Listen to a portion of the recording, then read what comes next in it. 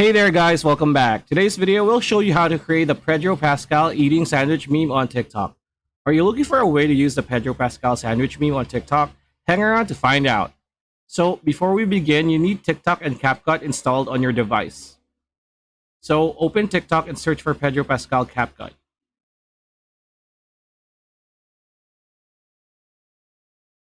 As you can see here, there's a ton of videos who use this meme.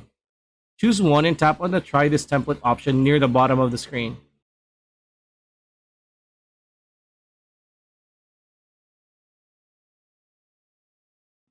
Next, tap on Use Template on CapCut.